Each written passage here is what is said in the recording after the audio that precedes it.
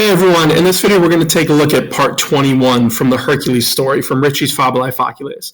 So this is about his ninth labor, which is concerning the girdle of Hippolyta.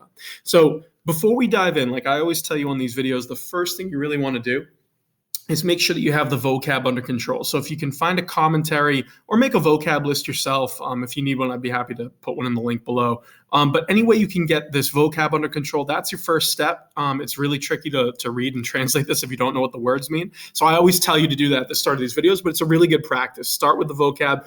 Then what you want to do is use what we call the read and reread method, which you've heard me say a lot. You should read through the story, and anywhere where you run into grammar that you don't understand, write down the line, and then you can go back and look it up and say, what is this form? What am I looking at?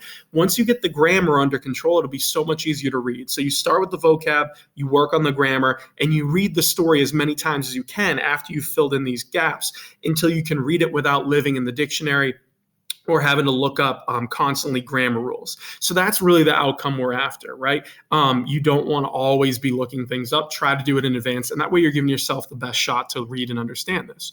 The other thing I'd encourage you to do is look up the culture behind this. So this story of Hippolyta, the Amazons, it's a really cool part of Greek culture, particularly the idea of Amazons and what it represents. It's way too much to put into this video, but I'd encourage you to go look it up. There's a bunch of resources you can find to really understand what's happening here. So do that as well. That way you understand the cultural references as we go. But once you're in that place and you feel like you've got the vocab under control, the grammar, you've read it, reread it as many times as you needed to, and you feel like you've got it, in a good place, you want to check this video and just make sure that your translation or understanding matches with what we're doing here, and you should be good to go.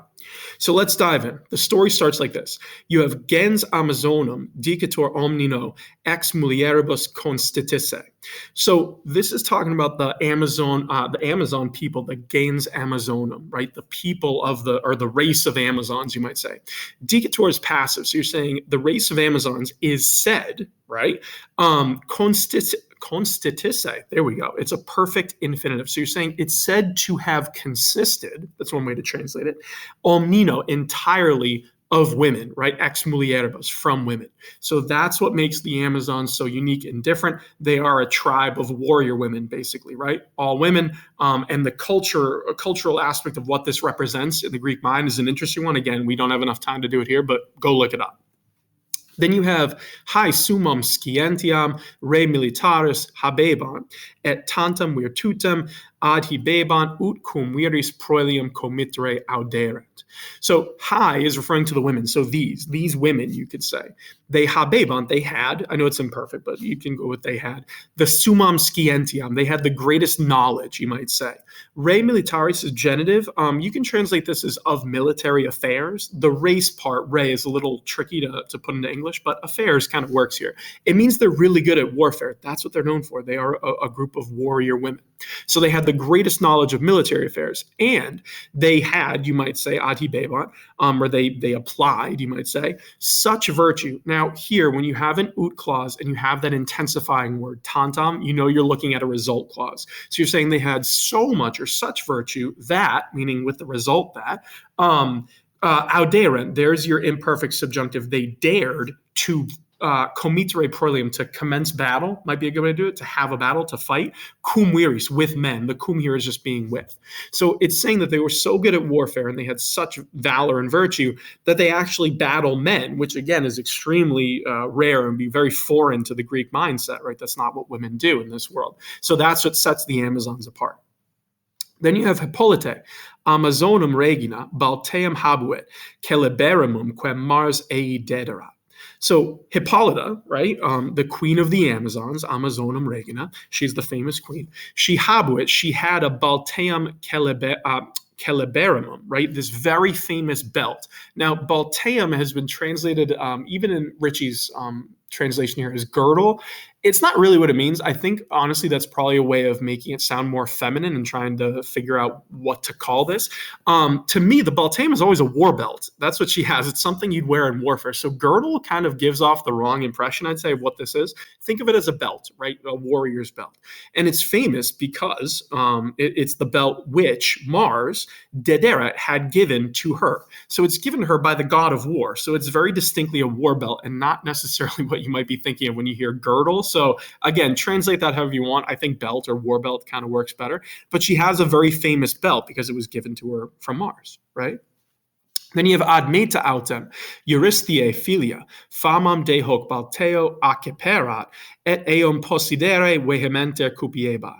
So Admeta, right, however, she's the filia Eurystheae. She's the daughter of Eurystheus, right? So he has this pretty spoiled daughter, right, Admeta. So, and again, Eurystheus is the king who keeps ordering Hercules around. His daughter, she acceperat, she had received, you might say, famam, rumor, report, however you want to translate famam. She had received a report of this belt, de hoc baltea, meaning the war belt of Hippolyta.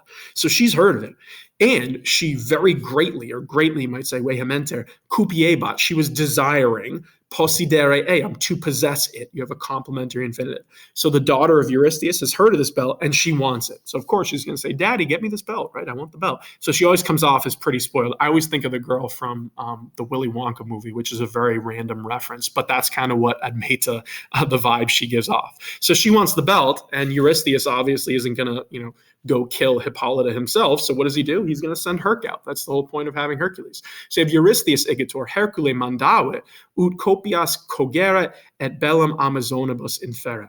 So Eurystheus, therefore, he ordered mandavit, right? He ordered Hercules.